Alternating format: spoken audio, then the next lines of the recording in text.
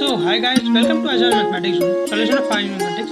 तो ये वीडियो कुछ स्पेशल है, मतलब प्रीवियस ईयर क्वेश्चन का ये सॉल्यूशन है। ठीक है, इस वीडियो में हम लोग सॉल्व करेंगे प्रीवियस ईयर क्वेश्चन AQ के 2019 का। पेपर कोड है 101 102। ये सिविल क्वेश्चन पेपर है मैथमेटिक्स का। इसमें हम लोग सॉल्व करेंगे पार्ट ए MCQ वाला पार्ट। MCQ वाले पार्ट को अच्छे से समझेंगे और डिटेल एक्सप्लेनेशन में समझेंगे क्या कैसे सॉल्व करना है, और लास्ट में देखेंगे कि कैसे उसका कौन कौन आंसर उसका सही है। ठीक है, तो चलो वीडियो शुरू करते हैं। उससे पहले एक छोटा सा इन्फॉर्मेशन, अगर आप इस चैनल पर नए हैं तो सब्सक्राइब कीजिए चैनल को। अगर ये वीडियो आपको अच्छा लगे तो लाइक ज़रूर कीजिए और शेयर कीजिए अपने फ्रेंड्स के साथ, बहुत ज़्यादा हेल्पफुल होगा। ठीक है, इसमें हम लोग सॉल्व करेंगे पार्ट ए, आपको पता ही है इंजीनियरिंग मैथमेटिक्स का पेपर है, AQ आर्यभट्ट नॉलेज यूनिवर्सिटी का। ठीक है, 2019 का। और आप लोग क्या कर सकते हैं, टेलीग्राम ग्रुप को ज्वाइन कर सकते हैं, वहाँ इसका सॉल्यूशन अपलोड हो जाएगा। ठीक, डिस्क्रिप्शन बॉक्स में उसका लिंक है। और आप लोग अपने अपने कॉलेज के प्रीवियस ईयर क्वेश्चन भेज सकते हैं, वो सॉल्व होकर कुछ दिनों में अपलोड कर देंगे।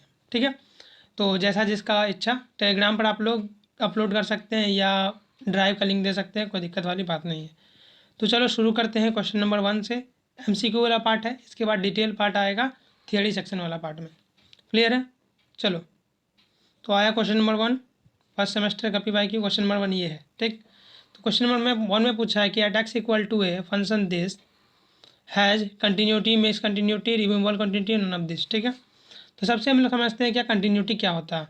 हम लोगों ने पढ़ा है डिफरेंशियल इक्वेशन सॉरी, जब हम लोग क्या करते थे डिफरेंशिएशन में, जब पढ़ रहे थे हम लोग तो क्या पढ़े थे, कंटिन्यूटी ही पढ़े थे। सबसे पहले क्या पढ़े थे, कंटिन्यूटी। कंटिन्यूटी के बाद हम लोग क्या पढ़े थे, डिफरेंशिएशन। तो कंटिन्यूटी कंडीशन क्या होता है, जब limit x tends to a, कोई भी अगर पॉइंट a है, f(x) इक्वल टू FA के बराबर हो जाता है, तब वो क्या होता है, कंटिन्यूटी, कंटिन्यूअस हो जाता है। और लिमिट एग्जिस्टेंस का क्या कंडीशन है बताइए आप लोग। ये लिमिट एग्जिस्ट कब करेगा, जब इसका LHL left hand limit is equal to right hand limit के बराबर होगा। ठीक है, तो बहुत किसी को समझ में आया होगा, किन्हीं किन्हीं को समझ में नहीं आया होगा, तो उनके लिए थोड़ा डिटेल एक्सप्लेनेशन बनता है। तो देखो, सबसे पहला पॉइंट क्या है कि कंटिन्यूटी के लिए हम लोग को ये पार्ट फॉलो करना सबसे इंपॉर्टेंट है। पहला पार्ट जो लिखा हुआ है, ठीक, इसका PDF आप लोग को मिल जाएगा, टेंशन लेने वाली बात नहीं है। सिर्फ आप लोग ध्यान से सुनिए कि इस टाइप का अगर क्वेश्चन आता है तो आप लोग को बन जाएगा आसानी से। ठीक, क्योंकि प्रीवियस ईयर में इसी टाइप का क्वेश्चन आया, पूछा गया है। प्रीवियस ईयर में भी 2018 में सबसे पहला एग्जाम हुआ था न्यू कोर्स का, फिर 19 में हुआ है, फिर 20 में स्पेशल एग्जाम है। तो मैं चाहूँगा कि इन सभी क्वेश्चन को क्या करूँ, सॉल्व करके अपलोड कर दूँ। तो आप लोग ये सब क्वेश्चन ध्यान से अगर कर लीजिएगा तो ज़रूर आपका 10 से 15 नंबर, 10 नंबर जरूर फिक्स हो जाएगा। ठीक है, 14 नंबर का आता है क्वेश्चन आपका, इसमें 10 नंबर MCQ में आपका फिक्स जरूर हो जाएगा। तो यहाँ पर क्या है, कंटिन्यूअस एट ए पॉइंट के लिए डेफिनेशन क्या है, लिमिट x टेंस टू ए, ये वाला पार्ट इक्वल टू FA होना ही चाहिए। अगर नहीं होता है तो ये क्या होगा, कंटिन्यूटी नहीं होगा। ठीक, तो हम लोग को करना क्या है, यहाँ पर यहाँ जो गिवन फंक्शन है हमारे पास, ये वाला पार्ट जो है, इसको हमें क्या कंटिन्यूटी इस पर चेक करना पड़ेगा। एट x इक्वल टू ए पर कंटिन्यूटी हमको चेक करना पड़ेगा। तो सबसे पहले हम लिमिट देखते हैं एग्जिस्ट करता है या नहीं करता है। ठीक, तो मैंने जो थोड़ा देर पहले लिमिट एग्जिस्ट करता है, तो लिमिट एग्जिस्टेंस के लिए क्या क्राइटेरिया मैंने बोला था, LHL इक्वल टू RHL, ये एग्जिस्टेंस ऑफ लिमिट के लिए होना चाहिए। तो अगर हम ये दोनों का सम कर दें तो मतलब ये पार्ट आपको फुलफिल करेगा। ये कंडीशन अगर आपको फुलफिल करता है तभी आप क्या बोल सकते हो कि कंटिन्यूअस आपका लिमिट है एट दैट पॉइंट। क्लियर है बातें? बढ़ते हैं हम लोग आगे और निकालते हैं limit x tends to a plus या माइनस में। ठीक है, प्लस या माइनस में निकालते हैं f(x). तो अगर हम लोग यहाँ ध्यान से देखते हैं कि अगर x टेंस टू a है, प्लस a प्लस मतलब a से थोड़ा सा ज़्यादा बड़ा, तो x tends to a plus है मतलब x ग्रेटर देन a है, तो ये वाला फंक्शन हमारा है वैलिड होगा। तो ये वाला फंक्शन हमने लिखा। अब a प्लस है तो क्या कर सकते हैं हम लोग, directly a x equal to a बैठा के देखते हैं। तो x इक्वल टू a बैठा तो हमने क्या है, हमारे पास वैल्यू 0। क्लियर है, कोई दिक्कत वाली बात नहीं है। सिमिलरली हम लोग क्या करेंगे, x tends to a minus मतलब अब a से थोड़ा सा पीछे नेगेटिव पार्ट में चलेंगे। तो नेगेटिव पार्ट में चलने के लिए कौन सा फंक्शन हमारे पास वैलिड है वो भी देख लेते हैं। ये क्या है, x square by a minus a, x square by a minus a. फिर वही काम करना है, x tends to a minus है तो सिर्फ सिंपली ए पुट कर देना है। तो ये वाला पार्ट हम लोग क्या करते हैं, देख लिया। ठीक है, ये भी हो गया 0। हमारा दोनों क्या हो गया, इक्वल हो गया, तो इसलिए हमारा क्या करेगा, लिमिट एग्जिस्ट करेगा। लिमिट एग्जिस्टेंस कंडीशन फॉलो कर रहा है। क्लियर है, since limit exist and FA equal to 0, FA भी क्या है, इक्वल टू 0, क्योंकि x इक्वल टू है, FX इक्वल टू क्या है, 0 है, तो FA भी 0 है। तो मतलब हम लिख क्या सकते हैं कि limit x tends to a जो है, x tends to f x equal to zero equal to f है, मतलब ये कंडीशन हमारा क्या करता है, फुलफिल करता है। So the given function is continuous at x equal to a, तो फंक्शन क्या होगा, कंटिन्यूअस होगा at x equal to a. तो यहाँ पर क्या है, कोई कंटिन्यूटी है या डिसकंटिन्यूटी है, यहाँ पर नहीं है, तो यहाँ पर आंसर सिंपली क्या होगा, वन वाला पार्ट होगा। ठीक है, तो ए का क्या हो जाएगा, वन। ठीक है, लास्ट में आपको टेबल बना हुआ है वहाँ पर कि किसका क्या आंसर है, तो वेट कीजिएगा लास्ट तक, और इसका पीडीएफ भी प्रोवाइड कर दिया जाएगा आपको ग्रुप में, टेलीग्राम ग्रुप पर आप लोग ज्वाइन कर लीजिएगा। और इसका डिटेल एक्सप्लेनेशन चाहते हैं तो 10-15 लड़के का कृपया कमेंट कीजिएगा, तो मैं सबका डिटेल एक्सप्लेनेशन छोटा छोटा पार्ट में करके दे दूँगा। डिटेल एक्सप्लेनेशन मतलब कि जैसे देखिए कंटिन्यूटी हुआ, डिफरेंशियबिलिटी हुआ, डिफरेंशिएशन हुआ, इस सबसे रिलेटेड एक छोटा 10-15 मिनट का वीडियो दे दूँगा, जिससे आप आसानी से इन सभी से रिलेटेड क्वेश्चन जो प्रीवियस ईयर में आए हुए हैं उस सभी को सॉल्व कर सके या जो आ सकते हैं। ठीक है, क्लियर है, पहला क्वेश्चन हो चुका है। अब आती है दूसरी क्वेश्चन की बारी। अब बोलता है मैक्लॉरेन सीरीज का, मैक्लॉरेन थ्योरम का विद रिमाइंडर लिखने के लिए। ठीक, स्टूडेंट मतलब रिमाइंडर के साथ लिखना है। तो बुक में जो दिया हुआ वो मैं पहले दिखा देता हूँ। बुक में यही वाला पार्ट दिया हुआ, देखो बुक में दिया हुआ ये वाला पार्ट, जहाँ मैक्लॉरेन सीरीज है उसके पहले वाला पेज में देखना, एक पेज छोड़ के पीछे वाले पेज में, तो ये वाला पार्ट लिखा हुआ है। ठीक, तो सिंपली यहाँ पर हम लोग ये नहीं लिख के कुछ और भी लिख सकते हैं। ठीक, ये वाला लिखेंगे तो 2 नंबर मिल सकता है, कोई दिक्कत वाली बात नहीं। ये वाला क्या है, रिमाइंडर टर्म है, और थीटा क्या है, 0 और 1 के बीच में है। ये सिंपली ये टर्म याद रखना है। अच्छा, सबसे पहले एक बात बताओ आप लोग, मैक्लॉरेन सीरीज आता कहाँ से है या टेलर सीरीज आता कहाँ से? सबसे पहले मैक्लॉरेन सीरीज जो होता है वो कहाँ से आता है, टेलर सीरीज से। ठीक है, जैसा कि आपको पता होगा कि मैक्लॉरेन सीरीज कहाँ से आता है, टेलर सीरीज से। जिनको नहीं पता है तो वो प्लीज़ जानकारी थोड़ा सा ले लें कि मैक्लॉरेन सीरीज जो है वो क्या होता है, टेलर सीरीज से आता है। Taylor series at x equal to कोई एक डेफिनेट पॉइंट होता है। ठीक, अगर वो डेफिनेट पॉइंट इक्वल टू 0 होता है तब हम उस सीरीज को क्या कहते हैं, मैक्लॉरेन सीरीज। ठीक है, अगर टेलर सीरीज में एक्स इक्वल टू कोई डेफिनेट पॉइंट की जगह हम लोग क्या कर सकते हैं, अगर 0 लेते हैं तो इसको हम लोग क्या कहते हैं, मैक्लॉरेन सीरीज। ठीक है, तो इसमें भी हम लोग क्या कर सकते हैं, टेलर सीरीज से मैक्लॉरेन सीरीज में कन्वर्ट कर सकते हैं। क्लियर है, तो आपको 2 स्टेटमेंट याद रखना, ये वाला पार्ट और ये वाला पार्ट। ठीक है, ऐसे मिल जाएगा। और आप क्या कर सकते हैं, ये वाला पार्ट को भी आप लोग क्या कर सकते हैं, लिख सकते हैं जो नीचे लिखा हुआ है कि जो रिमाइंडर होता है किसके टर्म में, टेलर थ्योरम के टर्म में, f x minus p n x. ठीक है, तो सर ये तो टेलर सीरीज में दिया हुआ है, मैक्लॉरिन सीरीज में कैसे लगाएंगे? तो सिंपली यहाँ पर क्या करना है, यहाँ पर जो ए का वैल्यू है इसको आप लोग क्या करना है, 0 पुट कर देना बस, और कुछ नहीं है, ये मैक्लॉरिन सीरीज में कन्वर्ट हो जाएगा। क्लियर है, तो यही आपका हो जाएगा क्या, रिमाइंडर टर्म। आप ये भी रिमाइंडर टर्म लिख सकते हो, ऐसे भी निकाल सकते हो, और क्या कर सकते हो, ऐसे भी निकाल सकते हो। क्लियर है, तो एक्स के जगह सिर्फ क्या पुट करना है, ए की जगह क्या पुट करना है, सिर्फ 0 पुट कर देना बस, उसके बाद क्या निकल सकता है आपका, मैक्लॉरिन सीरीज आराम से निकल जाएगा। ठीक है, रिमाइंडर आपका निकल जाएगा विद रिमाइंडर। तो सबसे पहले आपको ध्यान में क्या रखना है, ये वाला पार्ट, ये वाला पार्ट जो आता है ये क्या था, टोटल टेलर सीरीज से at x equal to a. ठीक है, at x equal to a equal to 0, ये वाला पार्ट आया, और ये क्या आपका एडिशनल क्या है, रिमाइंडर वाला पार्ट। ठीक है, क्लियर है, तो चलो भागते हैं आगे क्वेश्चन नंबर सी पर। तो सी हमारे पास कोई क्वेश्चन है। अब ये क्वेश्चन बहुत इंपॉर्टेंट है, अगर आप लोग को टेलर सीरीज का एक्सपेंशन नहीं आता है तो प्लीज़ आप लोग थोड़ा सा अच्छे से सीख लीजिए। अगर इन सभी में डिफ़िकल्टीज है तो प्लीज़ आप लोग क्या कर सकते हैं, कमेंट कर सकते हैं। तो मैंने जो थोड़ा देर पहले बोला वही रिपीट करूँगा कि सब टॉपिक से रिलेटेड छोटा छोटा वीडियो बना दिया जाएगा। ठीक है, या एक ही वीडियो में सब टॉपिक बता दिया जाएगा और उसमें चैप्टर बना दिया जाएगा, ताकि आप जो भी चैप्टर चाहें वहाँ जाके देख सकते हैं और वहाँ आसानी से बता सकते हैं। लेकिन इसके लिए करना क्या होगा, इसके लिए आपको कमेंट करना होगा, कम से कम 10-15 कमेंट आएगा तो मैं ज़रूर उस पर बना दूंगा वीडियो। क्लियर है, अब बता क्या, अब क्वेश्चन क्या पूछ रहा है कि एक्सपेंशन ऑफ दिस। ठीक है, लॉग ऑफ साइन एक्स का एक्सपेंशन में एक्स माइनस ए का होल क्यूब का क्या होता है, कोएफिशिएंट क्या होगा। तो सबसे पहले हम लोग क्या करते हैं, थोड़ा सा टेलर सीरीज के बारे में जान लेते हैं। तो टेलर सीरीज क्या होता है, ये वाला इसका फंक्शन होता है। ठीक ठीक, यहाँ पर दिया हुआ ये टेलर सीरीज का फॉर्म है, मतलब एक फंक्शन को आप क्या कर सकते हैं, एक सीरीज के टर्म में रिप्रेजेंट कर सकते हैं। ये टेलर सीरीज आपको क्या देता है, छूट देता है। तो एफ ए है, ए क्या है, x at x equal to a, मतलब कोई एक ए फंक्शन पर। ठीक है, एक्स का वैल्यू ए पर। क्लियर है, तो यहाँ पर हम लोग करेंगे क्या, एक्स क्यूब है। ठीक है, x minus a to the power 3, तो इसमें हम क्या करेंगे, एन का वैल्यू 3 लेंगे, यहाँ पर 3, मतलब हमको क्या चाहिए, f3a। सर f3a का मतलब क्या हुआ, मतलब आपके पास जो एफ एक्स है, लॉग ऑफ साइन एक्स है। ठीक है, इसको आप क्या कीजिएगा, 3 बार डिफ्रेंशिएट कीजिएगा, मतलब f dash dash dash x निकालिएगा, फिर उसको ये बैठा दीजिएगा तो निकल जाएगा। क्लियर है? तो उसका कोएफिशिएंट क्या हो जाएगा, देखो इसका कोएफिशिएंट क्या हो जाएगा, ये वाला पार्ट अगर आप लोग निकाल लीजिएगा, देखिए इसका कोएफिशिएंट निकालने के लिए क्या करना है, सिंपली पेन का कलर थोड़ा चेंज कर लेते। देखो यहाँ पर आप लोग क्या कीजिएगा, सिंपली f3a बाई 3 फैक्टोरियल, बस यही लिखना है।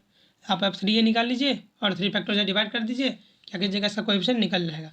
लेकिन उससे पहले क्या करना पड़ेगा, f3a आपको क्या करना पड़ेगा, फाइंड करना पड़ेगा। तो इसके लिए क्या चाहिए, आपका डिफ्रेंशिएशन का आपका पकड़ बहुत अच्छे से रहना चाहिए।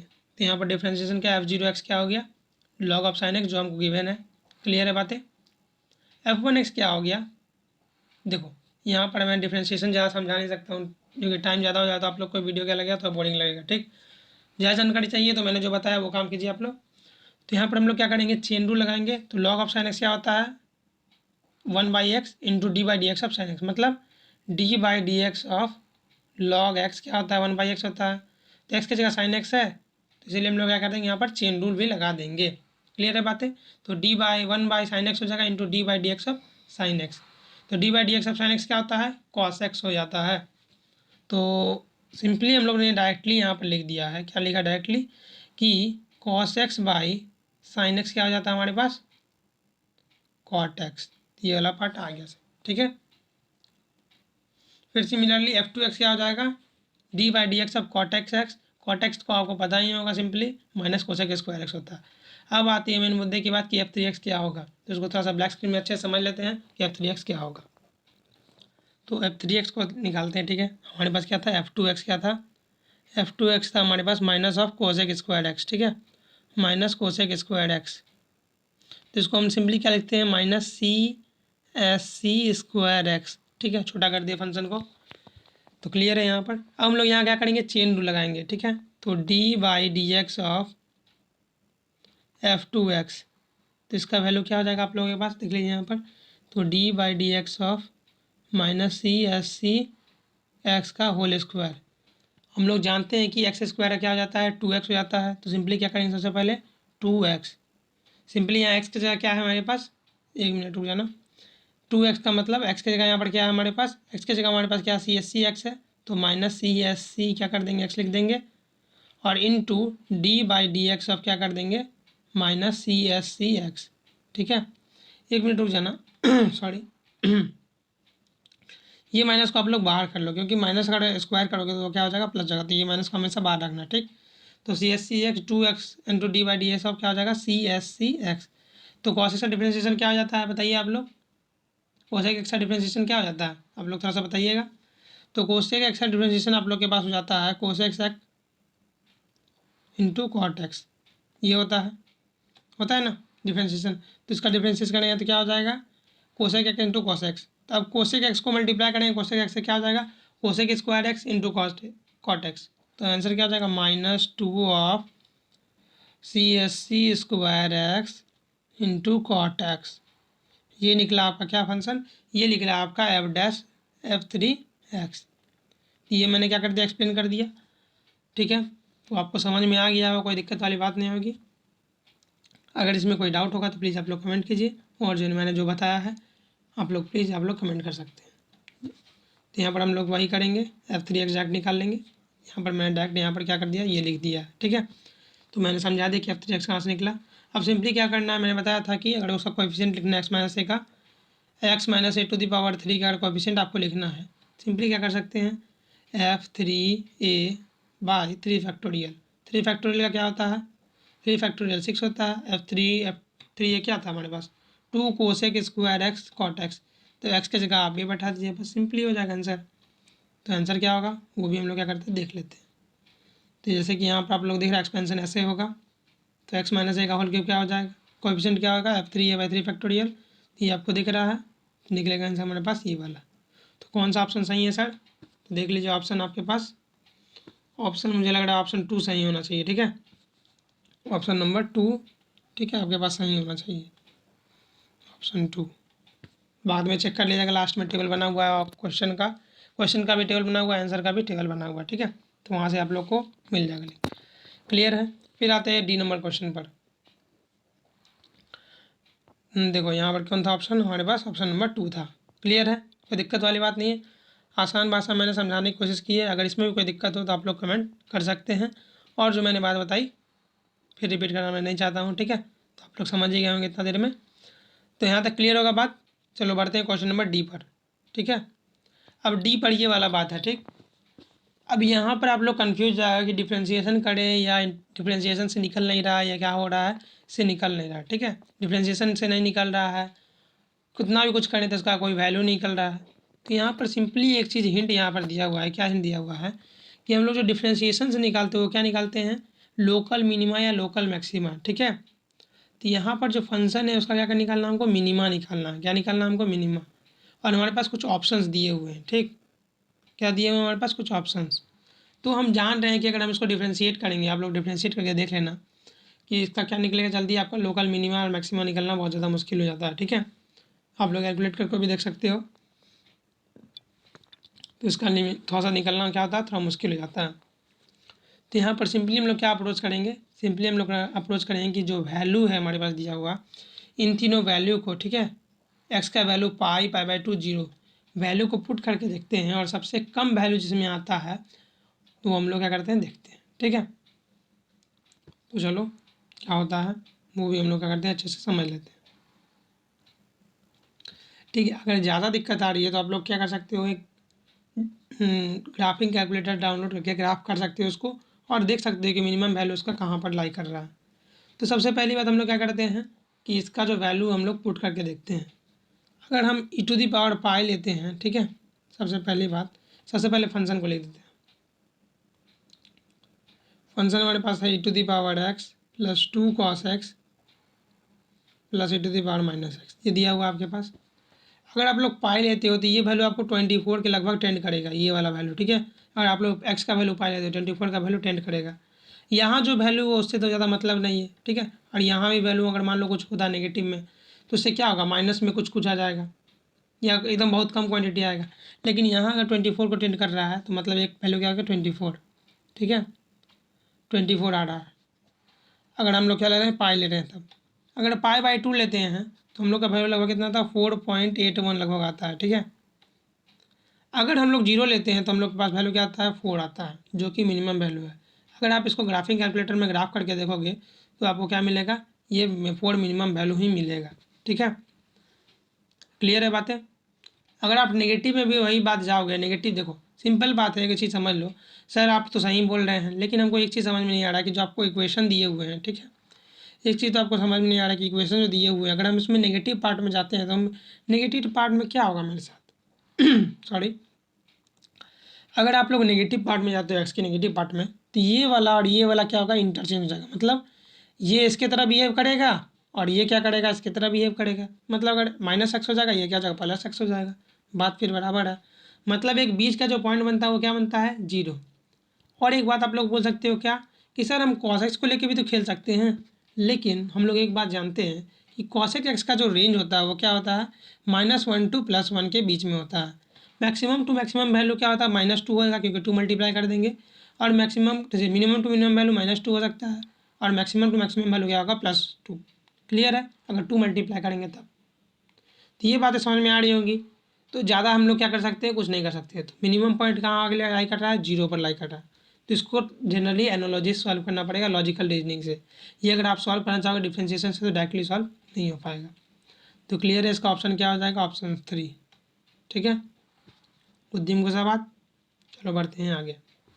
अब आता है ये वाला पार्ट, ये वाले पार्ट को थोड़ा अच्छे से समझना है, ठीक है। जिनको नहीं आता रेडियस ऑफ कन्वर्जेंस निकालने तो उनके लिए मैं कुछ स्टेप बताता हूँ। तो स्टेप 1 में क्या है, स्टेप 1 में सबसे पहले आपको क्या करना है, रेशियो टेस्ट लगाना है। रेशियो टेस्ट के लिए क्या करना है, UN मानना है, UN+1 मानना है, ठीक है। फिर क्या करना है, limit n tends to infinity UN+1/UN कर निकालना है। इसमें L का वैल्यू आएगा, ठीक है। आपके पास L का वैल्यू आएगा। अगर L जो है <1 होता है, ठीक है, सॉरी L नहीं, यहाँ से आपको कुछ वैल्यू मिलेगा, ठीक है। यहाँ से ये वाला पार्ट से क्या मिलेगा, आपको कुछ वैल्यू मिलेगा। इस वैल्यू से आप लोग क्या करना है, यहाँ जो आपका वैल्यू मिलेगा वो क्या होना चाहिए, हमेशा <1 होना चाहिए, ठीक है। जो भी आपको ये वैल्यू मिले ये हमेशा क्या होना चाहिए, <1 होना चाहिए। और <<1 में हम लोग कंप्यूट करेंगे और यहाँ पर सिर्फ हम लोग क्या कर छोड़ेंगे एक्स या जो वेरिएबल टर्म है सिर्फ उसी को छोड़ेंगे और इधर हम लोग जो बाकी सब है सबको भेज देंगे। तो जो इस साइड बचेगा लास्ट में वही हमारा क्या हो जाएगा, रेडियस ऑफ कन्वर्जेंस। क्लियर है बात, कोई दिक्कत वाली बात नहीं है। यहाँ मॉड लगा हुआ है तो मॉड में हम लोग क्या थोड़ा सा दिमाग लगाना। रेडियस ऑफ कन्वर्जेंस सिंपली क्या है, जो हम लोग वो एक्स वाला पार्ट बचेगा ये वाला पार्ट करने के बाद। तो ज़्यादा समझने के लिए हम लोग क्या करते हैं, सॉल्यूशन इसका करते हैं सबसे पहले। और सबसे पहले क्वेश्चन को उतारते हैं। क्वेश्चन है हमारे पास ये। तो बहुत सारे बच्चों को कन्फ्यूजन क्या होगा, कन्फ्यूजन होगा कि ये वाला जो पार्ट है आपके पास, ये वाले पार्ट में 2n का होल फैक्टोरियल है, लेकिन मुझे तो नहीं लग रहा 2n का होल फैक्टोरियल है। अगर 2n का होल फैक्टोरियल होता है तब कुछ और सॉल्यूशन निकलेगा। मैंने यहाँ पर क्या किया है, 2n फैक्टोरियल लेके किया है, ठीक है, 2n फैक्टोरियल। तो इससे हम क्या समझे, क्योंकि सिर्फ क्या है n फैक्टोरियल है और 2 क्या है सेपरेट, इसमें कोई दिक्कत वाली बात है नहीं है। अगर 2n का होल फैक्टोरियल लेता तो हम लोग क्या कर सकते हैं, अलग कर सकते, डिफ्रेंशिएट कर सकते थे। तो हम लोग क्या करेंगे, ये n फैक्टोरियल से एक n फैक्टोरियल कट जाएगा तो बचेगा क्या, ऊपर में n फैक्टोरियल बचेगा z⁴n/2, जैसा कि यहाँ पर आप लोग को दिख रहा है। क्लियर है। तो ये रहा आपका un और ये रहा आपका v1+1। लगाते हैं फिर limit n tends to infinity, limit n tends to infinity लगाएं। और हम लोग क्या कर सकते हैं, यहाँ पर देखो बताओ कि n+1 फैक्टोरियल क्या लिख सकते हैं, n+1 फैक्टोरियल को हम लोग लिख सकते हैं n+1 इंटू n फैक्टोरियल। वो लिख सकते हैं, नहीं लिख सकते हैं, बताओ मुझे। ये तो आसानी से लिख सकते हैं, आप लोग को ये पता ही होगा। तो यही हम लोग क्या करेंगे, यहाँ पर लिख देंगे। क्लियर है। लिखने के बाद n फैक्टोरियल कट जाएगा, बचेगा क्या, जो बचेगा हम लोग यहाँ देखते हैं, बचेगा ये वाला पार्ट n+1 और z। ठीक है। अब अगर हम यहाँ पर n टेंड्स टू इन्फिनिटी बढ़ाते हैं तो क्या आ जाएगा, इन्फिनिटी इंटू जेड आ जाता है। ठीक है, इन्फिनिटी इंटू क्या आता है, जेड आ जाता है, इन्फिनिटी इंटू जेड, जो कि क्या होना चाहिए, हमेशा <<1 होना चाहिए। ठीक, तो मैंने क्या बोला अभी, जो भी आपका टर्म राइट हैंड साइड में जेड के अलावा वेरिएबल को छोड़ के आएगा सबको क्या करना है, लेफ्ट हैंड साइड में जो भी आपका टर्म आएगा, मतलब वेरिएबल के साथ जो भी टर्म आएगा उसको क्या करना है, हमेशा राइट हैंड साइड में उसको डिवाइड कर दीजिए। तो जेड डिवाइडेड बाई 1/इन्फिनिटी, ये क्या आ जाएगा, जेड <<1/इन्फिनिटी, इसका वैल्यू 0 के बराबर। तो जेड <<0 होगा तब क्या कन्वर्जेंस होगा, तो मतलब रेडियस ऑफ कन्वर्जेंस क्या हो गया, 0 के बराबर। क्लियर है। अगर हम लोग यहाँ पर 2n का होल फैक्टोरियल लेके बनाते तो यहाँ पर सॉल्यूशन कुछ और बनता और वैल्यू कुछ और निकलती। ठीक है, तो यहाँ पर हम लोग को दिया है 2n का होल फैक्टोरियल तो नहीं दिया हुआ, 2n फैक्टोरियल ही दिया हुआ, इसीलिए हम लोग क्या किया, n फैक्टोरियल क्या कर दिया, कैंसिल कर दिए। क्लियर है बात। तो वही चीज़ यहाँ लिखा हुआ, for convergence this equal to this, निकला z <0, तो रेडियस ऑफ कन्वर्जेंस क्या हो गया, 0 के बराबर। क्लियर है। ऑप्शन 1 2 3 3 होना चाहिए, मैं भी लगता है मुझे सी होगा। अब आता है ये मेन क्वेश्चन। ठीक है, ये क्वेश्चन मेन क्यों है मैं बता रहा हूँ। ठीक है, इसमें कुछ ऑप्शन क्या है, वर्किंग नहीं चल रहा है, क्योंकि हम लोग क्या जानते हैं कि आइगन वैल्यू जो होता है, आइगन वैल्यू और इसमें सिंपल मैट्रिक्स का आइगन वैल्यू और एडजॉइंट का आइगन वैल्यू में कुछ रिलेशन होता है। क्या रिलेशन होता है सर, अगर आपको सिंपल मैट्रिक्स का आइगन वैल्यू दिया हुआ है, जैसे देखो सिंपल मैट्रिक्स का आइगन वैल्यू लैम्डा दिया हुआ है, ठीक है, अगर आपको इसको एडजॉइंट का आइगन वैल्यू निकालना है, एडजॉइंट का आइगन वैल्यू निकालना है, तो उसके लिए क्या करना पड़ता है, determinant of A by lambda. ठीक है, अगर आप ये करते हो तो इन सब में से कोई ऑप्शन क्या करता है, मैच नहीं करता। क्लियर है। थोड़ा सोच समझ के बनाना है इस क्वेश्चन को। तो देखो इसका सॉल्यूशन कैसा होगा, ऐसा है यहाँ पर ये लिख दिए हमने, डिटर्मिनेंट निकाल लिए। और eigen value of adjoint of A क्या होता है, mod of A by lambda. अगर हम लोग को लैम्डा किसका है, मैट्रिक्स ए का दिया हुआ है, तो मॉड ऑफ ए का लैम्डा कितना दिया हुआ था, मैट्रिक्स ए का -3, निकलता है -15, जो कि कोई ऑप्शन से मैच नहीं करता है। तो प्लीज़ इसको क्या करना, आप लोग ध्यान से पढ़ना, और कहीं इसका अगर थ्योरी में इससे अपोजिट मिले तो प्लीज़ मुझे क्या करना, मैसेज भी करना। ठीक है, कमेंट जरूर करना अगर इससे अपोजिट आपको कोई थ्योरी मिले तो। जहाँ तक मेरा इन्फॉर्मेशन है, अभी तक मुझे जहाँ तक पता चला तो यहाँ पर यही पार्ट तक वैलिड है। ठीक, क्लियर है बात। तो इसका कौन ऑप्शन होगा, आप लोगों को कोई ऑप्शन इसमें नहीं होगा। ठीक है, इसको जनरली आप लोग अपने हिसाब से बना सकते हैं। तो देखो यहाँ पर अब ये वाला पार्ट आता है, ये वाला पार्ट आपको बुक में भी मिल जाएगा आसानी से। ये वाला पार्ट को लिखने के लिए सिंपली आपको क्या करना है, एक इक्वेशन याद रखना है, ये वाला पार्ट इक्वेशन याद रखना है, ये वाला क्वाड्रेटिक इक्वेशन याद रखना है, और इसका क्या करना है, एक आपको मैट्रिक्स का फॉर्म याद रखना है। बस ये दोनों पार्ट अगर आपको याद है, आपका 2 नंबर आपके हाथ में है। जैसा मतलब ये ऐसा अगर मैट्रिक्स है तो उसको क्वाड्रेटिक फॉर्म लिखने के लिए आपको ऐसा लिखना पड़ेगा, बस यही याद रखना। ax² + by² + cz² + 2f(yz) + 2gzx plus 2h(x)y, ये ऐसा लिखना है। अगर ऐसा फॉर्म है तब, तो अगर इसको आप इससे कंपेयर करें तो देखते हैं कि दोनों मैच कर रहा है ना। तो इससे हम लोग क्या करेंगे, ABC का वैल्यू लिखेंगे। ABC का वैल्यू लिखने के बाद फिर हम क्वाड्रेटिक फॉर्म में बैठाएंगे और आंसर हमारा क्या हो जाएगा, निकल जाएगा। तो आंसर हमारा ये वाला है। क्लियर है, समझ में आ गया। इसमें कुछ करना नहीं था, खाली आपको दो फॉर्म याद रखना था, ये मैट्रिक्स का फॉर्म और ये क्वाड्रेटिक इक्वेशन का फॉर्म। क्लियर है, कोई दिक्कत वाली बात है नहीं होनी चाहिए। तो बढ़ते हैं आगे क्वेश्चन नंबर H की ओर। ये बहुत ही आसान क्वेश्चन है। क्या है इसमें, the dimension of the vector space of all real number R over the field of the rational number is. तो मतलब देखो, जैसे आप लोग जानते हो आर में कितना आती है, कितना पार्ट हम लोग लेते हैं, 1 प्लेन लेते हैं, ठीक है। आर स्क्वायर में कितना पार्ट लेते हैं, आर स्क्वायर में 2। आर क्यूब में कितना लेते हैं, 3 सेट ऑफ वेक्टर लेते हैं, ठीक है। 3 set of unit, 3 set of things लेते हैं। तो आर में क्या लेते हैं, सिंपली आर रियल नंबर में क्या लेते हैं, एक ही कोई पार्ट लेते हैं, ये रहा एक। तो डायमेंशन क्या लेते हैं हम लोग, एक ही डायमेंशन लेते हैं। इसमें 2 डायमेंशन लेते हैं, इसमें क्या लेते हैं 3 डायमेंशन, मतलब 3 कोऑर्डिनेट लेते हैं, इसमें 2 कोऑर्डिनेट, इसमें 1 कोऑर्डिनेट। क्लियर है, तो ऑप्शन इसका क्या हो जाएगा 1। बढ़ते हैं आगे, और ये हो गया हमारा लास्ट क्वेश्चन। लास्ट वाला जो कर्नल और रेंज वाला है वो हम लोग थ्योरी के साथ ही करेंगे, ठीक। अब देखो ये वाला इंपॉर्टेंट है, बेसिस वेक्टर मतलब क्या होता है, ठीक। तो बेसिस वेक्टर के लिए क्या कंडीशन होता है, A1 V1 plus A2 V2 plus A3 V3। ये क्या है, एक वेक्टर, ये भी एक वेक्टर, ये भी एक वेक्टर है। मतलब 1 2 3 आपको 3 सेट ऑफ वेक्टर दिया हुआ है, ठीक है। ये 3 सेट ऑफ वेक्टर है, ये भी 3 सेट ऑफ वेक्टर, ये भी 3 सेट ऑफ वेक्टर है। अगर A1 V1 A2 V2 A3 V3 equal to 0 हो जाता है, तब वो क्या होता है, एक बेसिस का इक्वल टू 0 हो जाएगा, ठीक है। तब वो बेसिस का फॉर्मेशन करता है। लेकिन हमको पता कैसे चलेगा कि ये 0 होगा, ठीक है। तो इसको पता करने के लिए हम लोग क्या करना पड़ता है, वेक्टर को बैठाना पड़ता है, फिर इससे सिस्टम ऑफ लीनियर इक्वेशन बनाना पड़ता है, फिर हम लोग क्या करना पड़ता है, इसका वैल्यू निकालना पड़ता है। तो उसको ज़्यादा टेंशन नहीं लेके सबसे पहले हम लोग क्या करना है, उससे आसान तरीका हमारे पास क्या है कि इन तीनों को क्या करना है, एक डिटर्मिनेंट में बैठाना। आपको डिटर्मिनेंट में बैठा दीजिए। अगर उसका वैल्यू आपको 0 के बराबर आ रहा है, ठीक है, तो वो क्या होगा, वो आपको बेसिस वेक्टर नहीं फॉर्म करेगा। अगर इन तीनों का वैल्यू अगर 0 के बराबर नहीं आता है, तो वो क्या करेगा, बेसिस वेक्टर फॉर्म करेगा। तो चलो इन तीनों को डिटर्मिनेंट में बैठाते हैं और आंसर निकालते हैं और देखते हैं कि क्या इसका वैल्यू आता है। तो ये रहा ये वाला पार्ट, ये वाला पार्ट और ये वाला पार्ट, ठीक। हमने तीनों का निकाला, तो इसका भी 0, नीचे वाला का 0, अब बीच बचा क्या, बीच वाला का।